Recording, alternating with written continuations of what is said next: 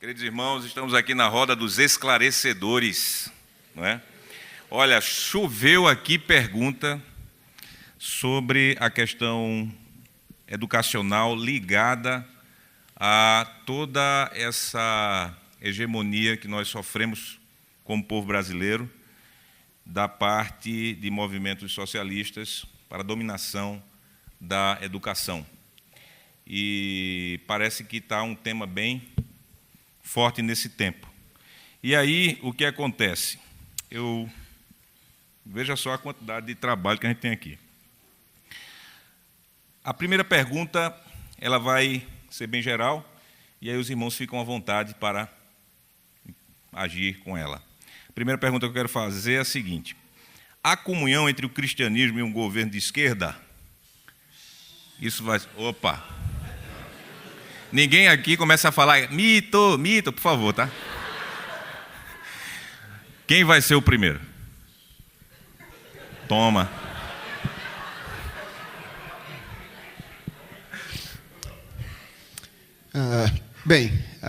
Essa é uma pergunta difícil, não porque ela seja de resposta complexa, mas porque, em geral, ela pode revelar que o seu oposto seja verdadeiro. Ou seja, quando alguém pergunta que se existe comunhão entre o cristianismo e um governo de esquerda, ele pode estar pressupondo que cristianismo e conservadorismo de direita são a mesma coisa, são idênticos. Então, a minha resposta, basicamente, é de que não existe comunhão entre cristianismo e nenhuma perspectiva ideológica. Ou seja, não existe comunhão entre cristianismo e qualquer cosmovisão que não considere a existência e o senhorio de Deus, seja ela, no caso político, de matriz esquerdista, seja ela de matriz direitista.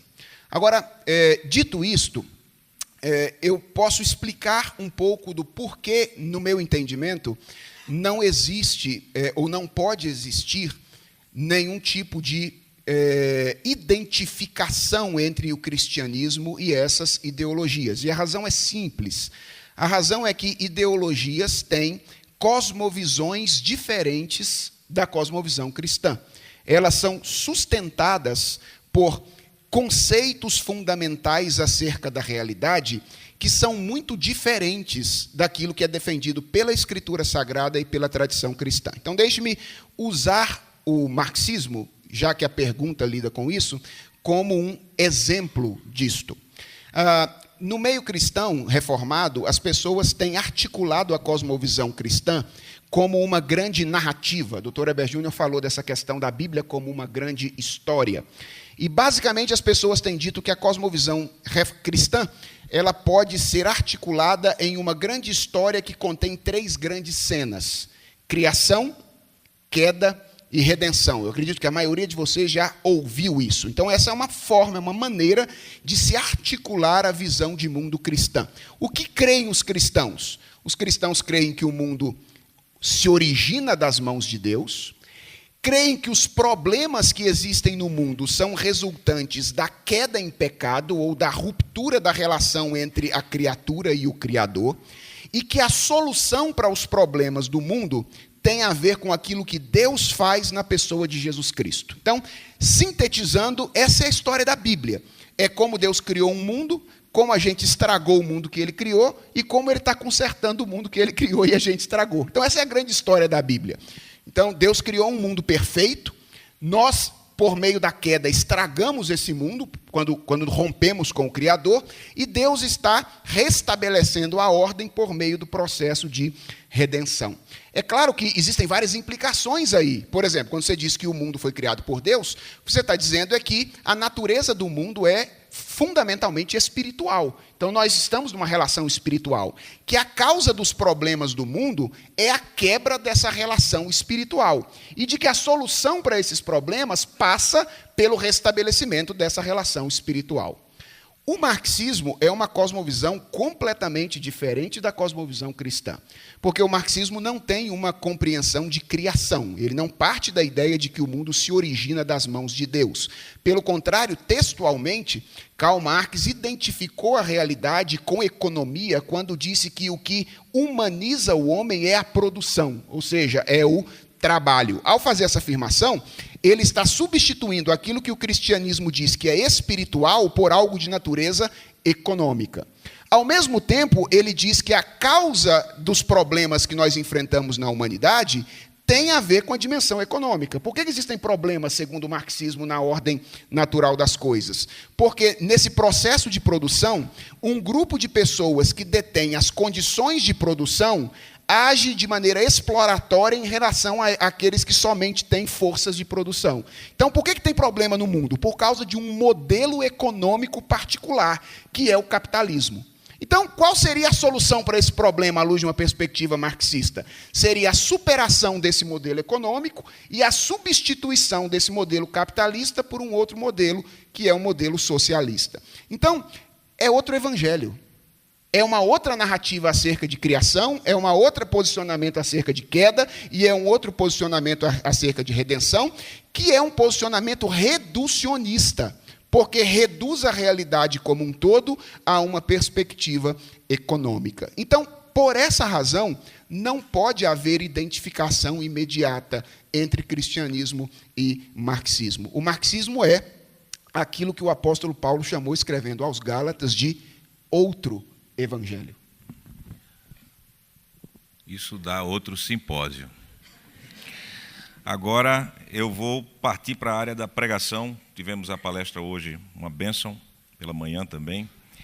Pastor Eber, e também se o pastor Felipe quiser contribuir, fica à vontade, viu? A pregação do Soli Deo Glória está ausente em muitos púlpitos. Quais as fontes dessa ausência e como trazê-la, no caso, a pregação do Soli Deo Glória, para os púlpitos? Não vou falar nem de volta, porque talvez nunca tenha. Nunca tenha vindo, né? Aí aproveite, pastor, por favor, Isso. porque tem muitas perguntas aqui relacionadas ao movimento pentecostal e neopentecostal, que também traz consequências sobre a pregação do Soli Deo Glória. Tá. E outros movimentos afins, liberalismo, o senhor deu vários exemplos, TMI, coisas do tipo. Tá, vamos lá. É uma pergunta abrangente. Dizer por que não é pregado, eu poderia resumir dizendo que porque não se tem uma visão correta de quem é Deus. Quando você conhece de maneira apropriada, devida à glória de Deus, isso redunda em uma submissão a Ele. Ontem, o professor Felipe falou na palestra dele sobre como a Escritura diz que conhecimento não é só ter informação acerca de Deus, até informação verdadeira acerca de Deus. Lembra? Os demônios creem, no sentido de que eles sabem que Deus existe, e eles conhecem coisas acerca de Deus e até tremem.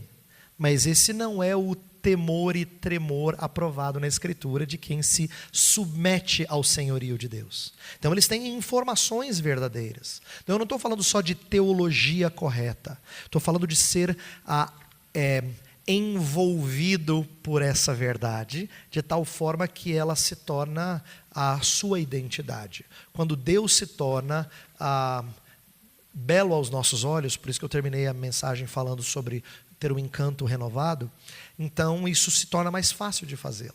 Então, uma das razões, uma das maneiras que eu posso dizer que Deus pode usar para mudar isso é boa pregação.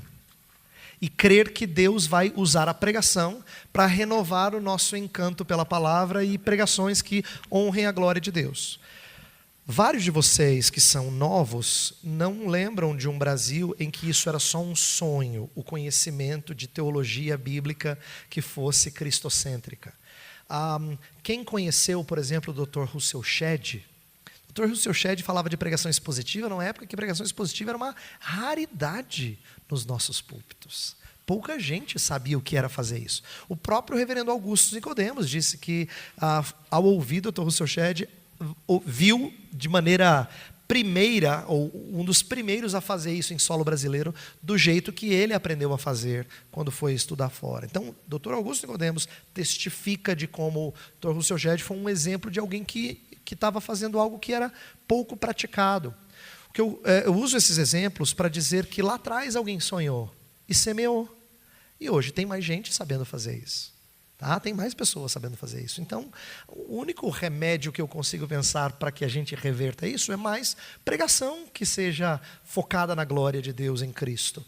Porque se isso acontecer, aqueles que são do Senhor e amam o senhorio de Deus, inclusive na pregação, vão ficar desejosos de ver mais disso e de praticarem isso. Claro, uns farão com mais maestria do que outros, mas isso depende de dons, de treinamento. No entanto, quando a igreja de Cristo está atrás dessas coisas, quando ela está atrás de exaltar a glória de Cristo na pregação, eu creio que Deus está realizando o que precisa ser realizado. Então eu creio que não existe fórmula mágica. Eu não preciso dizer, você precisa ler livro tal, fazer curso tal e aí resolve todos os problemas. Não é isso.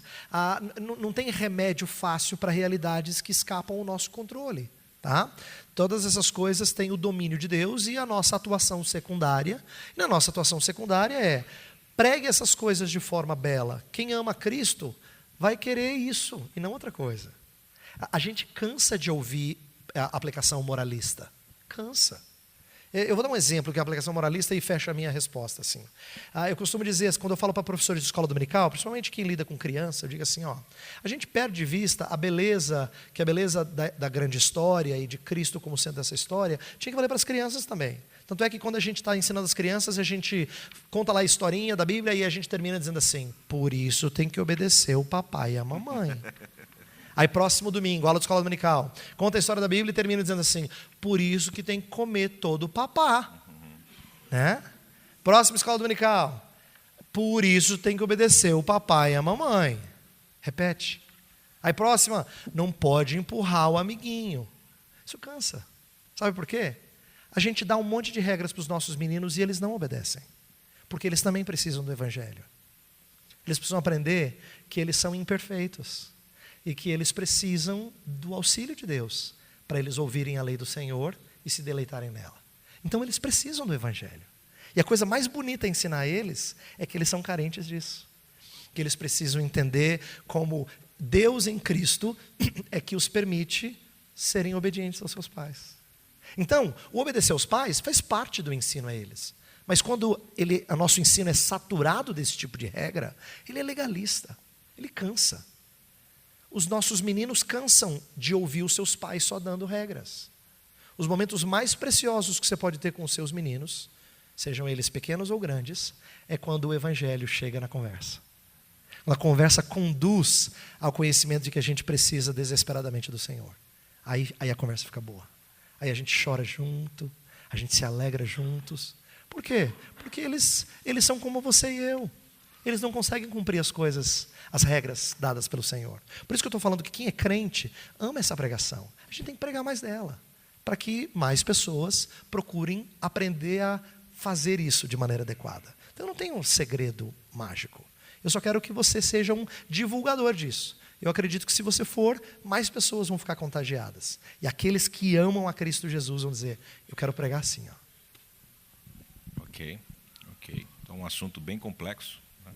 Passa por seminários, sim, passa pela igreja local, chega até a nossa casa e aos nossos joelhos também. Ok. Nosso irmão Felipe Fontes, visto que Deus é o agente, o conteúdo e o fim da educação, não seria melhor deixar de separar a educação em secular e cristã? E o camarada ainda botou o nome dele aqui, eu só não digo porque... Nos 3 primeiros capítulos do meu segundo livro, o Educação em Casa, na Igreja e na Escola, uma perspectiva cristã, eu trabalho com algumas distinções e definições e distinções importantes do campo da educação.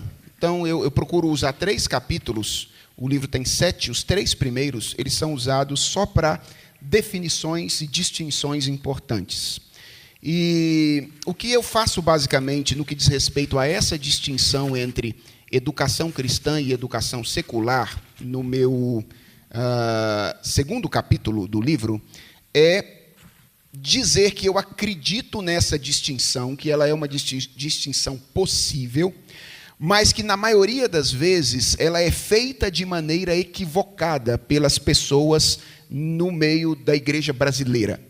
Em geral, quando as pessoas falam de educação cristã e educação secular na igreja brasileira, elas estão se referindo aos limites de atuação da educação, aos campos cobertos pela educação.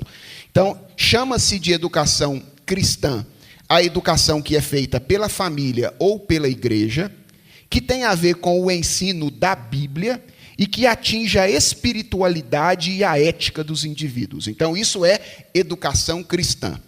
E chama-se de educação secular todo o restante da formação de um indivíduo, aquilo que ele aprende sobre língua portuguesa, matemática, artes em um ateliê, esportes em um clube, tudo isso teria a ver com aquilo que se chama, geralmente, de educação secular.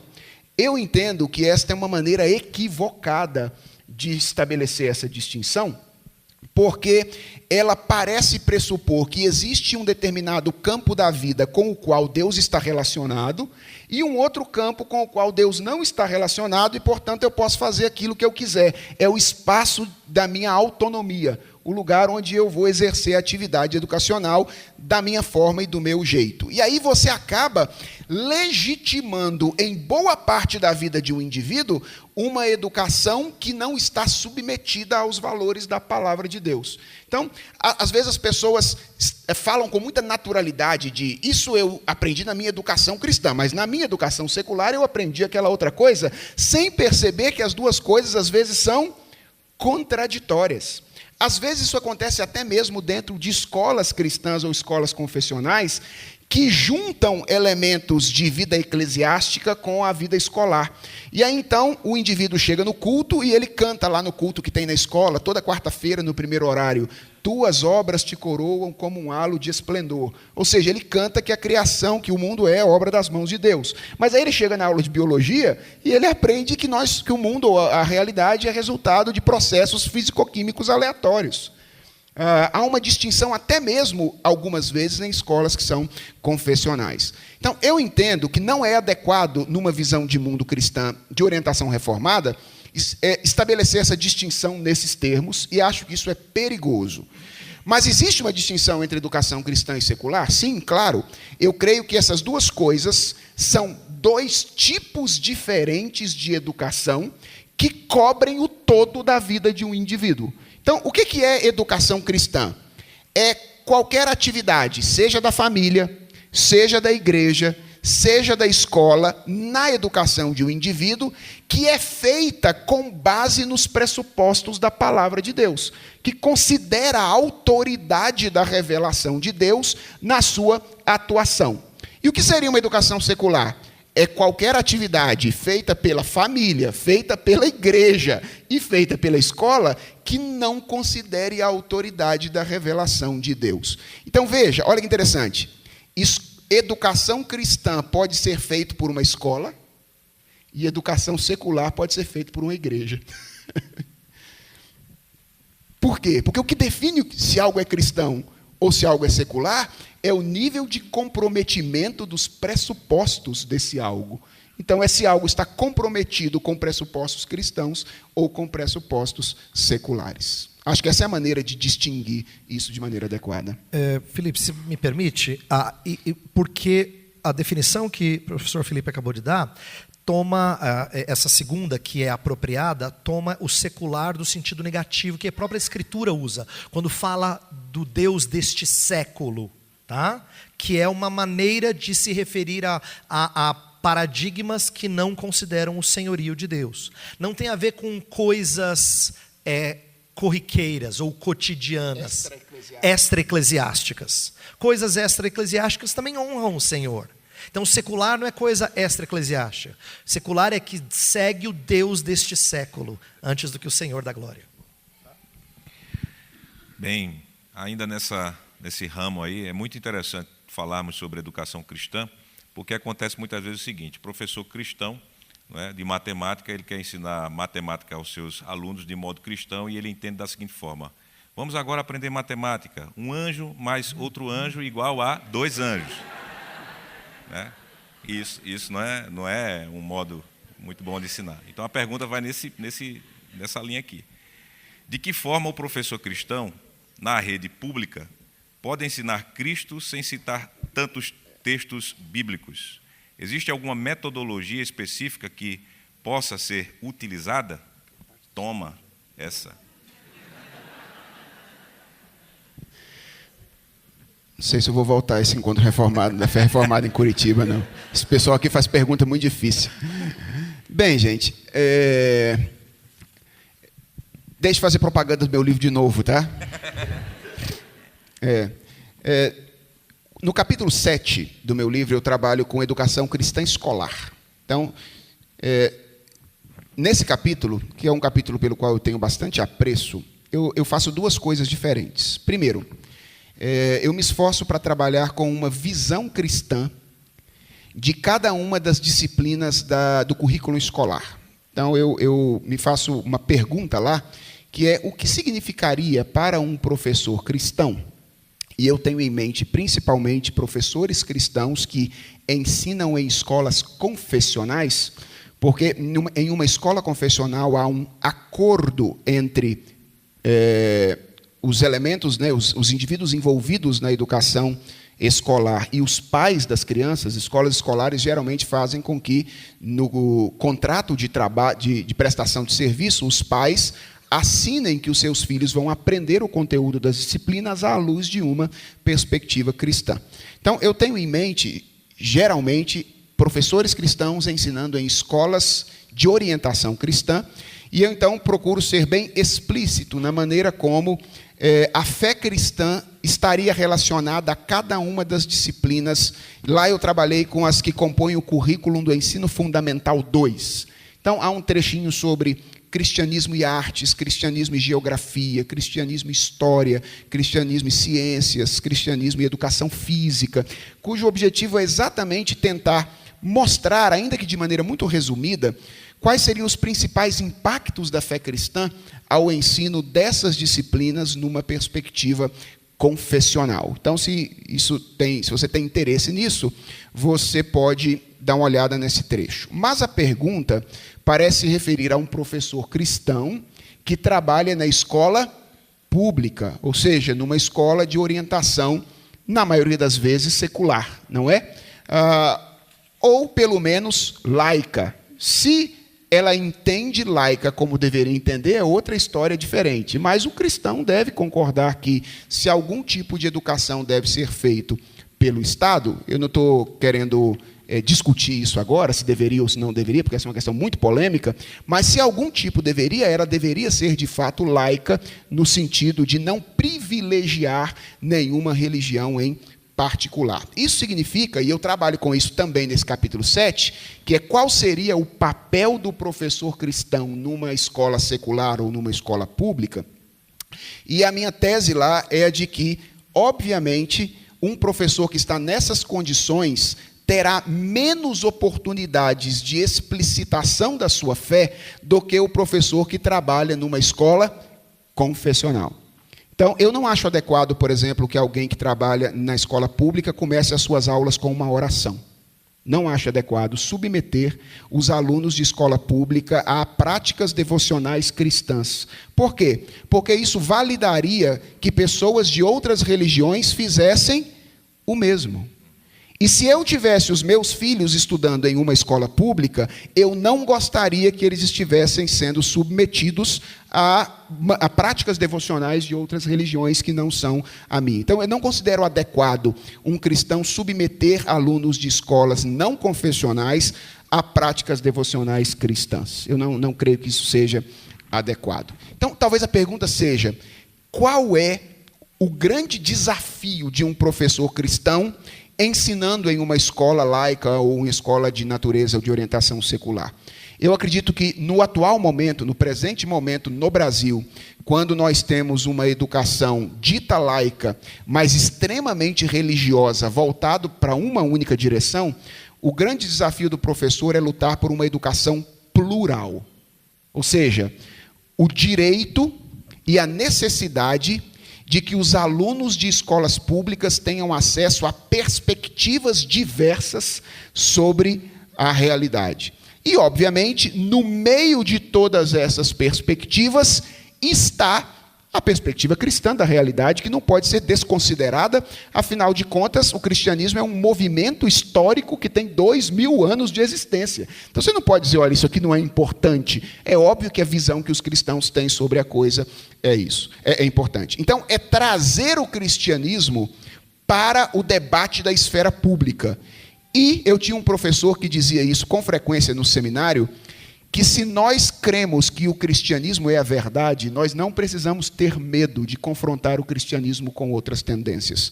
Porque é inconcebível que a verdade tenha menos argumentos do que a mentira.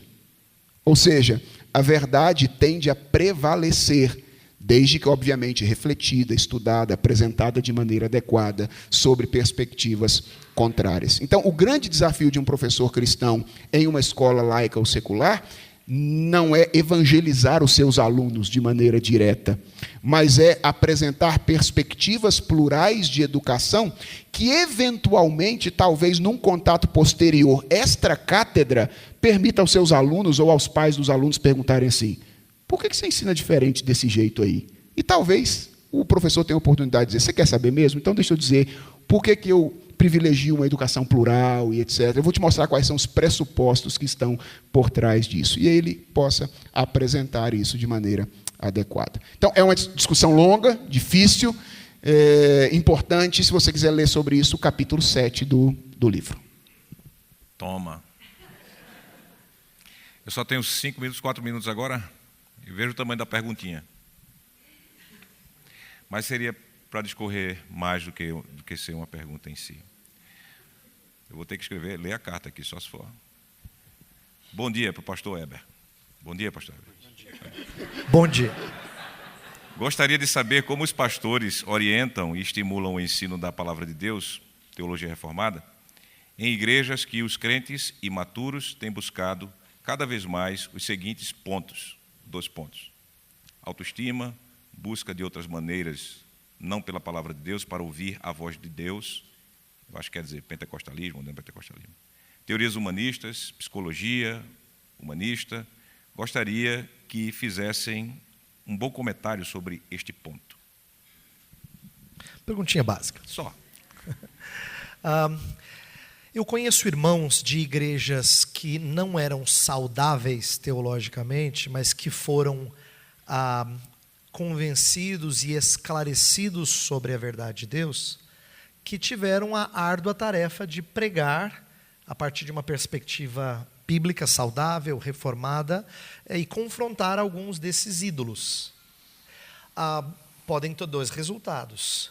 Um dos resultados pode ser de ser chutado de lá, e o outro resultado pode ser usado por Deus para mudança de perspectiva. E às vezes é um misto dos 2. Alguns, talvez a minoria, seja ganha por essa nova perspectiva, e a grande maioria não queira nada com isso. Que é parecido com o que acontece com Paulo no final do seu discurso no Areópago. Alguns poucos creem, mas a impressão que dá é que a maioria diz: Paulo, no outro dia te ouviremos a respeito disso. Não querem nada com a mensagem que ele está pregando. Mas alguns creem. Fala lá, Dionísio, Areopagita, Dâmaris e outros, né? Então, eu creio que é isso que acontece. Inclusive, eu acho que é isso que acontece no que o professor Felipe acabou de falar sobre testificar a verdade num contexto laico. Quando ele falou da verdade prevalecer, não significa que todo mundo é convencido. Prevalecer significa que ela tem proeminência, ela é coesa, ela é coerente, ela se mostra verdadeira, ela arranca o telhado dos outros e deixa eles vulneráveis. Mas as pessoas não se curvam diante da verdade facilmente. Não é que depois de uma bela aula do professor Felipe mostrando a verdade de Deus, os alunos todos falam: uau, quero conhecer esse Deus que ele... Não funciona assim. Por causa do entendimento obscurecido pelo pecado, as pessoas nem sempre respondem positivamente à verdade pregada. Eu acho que isso acontece nas igrejas, como acontece no processo educacional, acontece nas igrejas também. Então, como os pastores têm feito ao meu ver, é mostrar a falência dessas coisas, a incoerência delas e a insuficiência delas, ainda que elas tenham elementos de verdade. Por exemplo, uma pessoa com bom discernimento crítico pode perceber que a busca por conhecer a vontade de Deus é uma busca piedosa, só é mal direcionada. De que o desejo de aprender como a psique humana funciona, dentro de uma perspectiva psicológica, tem elementos de verdade, mas ela tem uma cosmovisão ruim que direciona para más soluções de certos problemas, por exemplo. Então, um discernimento crítico pode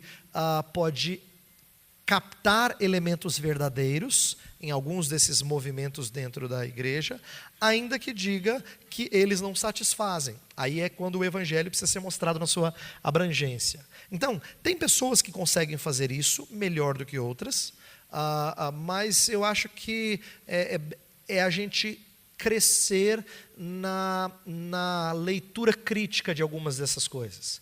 Dizer assim, olha, quando as pessoas estão atrás de autoestima, sabe o que elas querem? Elas querem ter significado que seja satisfatório e dê sentido à sua vida.